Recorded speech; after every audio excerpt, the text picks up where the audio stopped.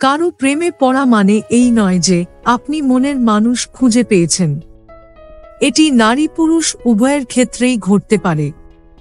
কাউকে দেখে ভালো লাগা, তারপর ভালোবাসার মাধ্যমে প্রেমের সম্পর্ক এগিয়ে চলে।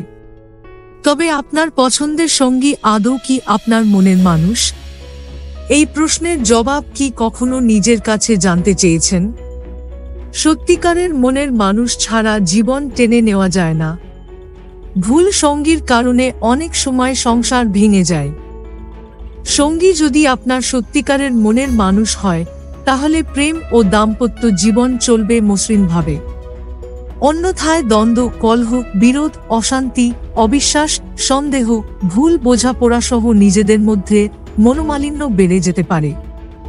আর যদি মনের মানুষ আপনার সঙ্গে থাকে, তাহলে মুহূর্ত অনেক ভালো কাটবে। এমন প্রেমে সুখ ও শান্তির মুহূর্ত বেশি আসে। এক্ষেত্রে সঙ্গী হয়ে ওঠে একটি বড় ভরসার জায়গা। তবে কিভাবে বুঝবেন যে মনের মানুষকে খুঁজে পেয়েছেন? জেনে নিন সত্যিকারের মনের মানুষ চেনার 3 কৌশল।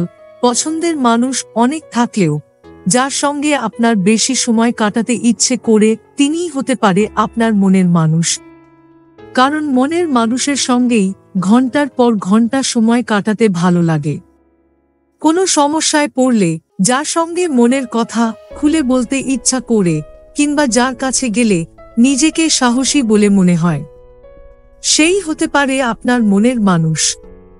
কারণ আপনি জানেন যে সে এগিয়ে আসবে আপনার আপদে বিপদে, তা তার ক্ষমতার মধ্যে হোক বা না হোক।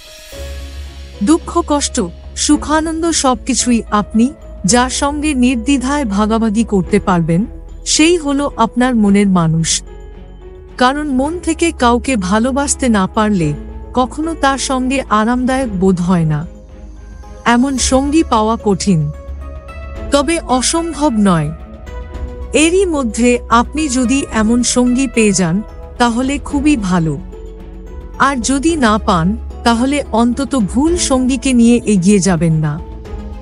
অনেক সময় দেখা যায় ভুল মানুষের সঙ্গে আমরা সম্পর্ক টিকিয়ে রাখি বছরের পর বছর। এতে সম্পর্ক টিকে থাকলেও দুজনের কেউই সুখী হতে পারে না। সম্পর্ক দীর্ঘস্থায়ী করতে ও সুখী থাকতে হলে একতরফা ভালোবাসা নয়, বরং দুজনেরই ভালোবাসা ও আত্মত্যাগ জরুরি।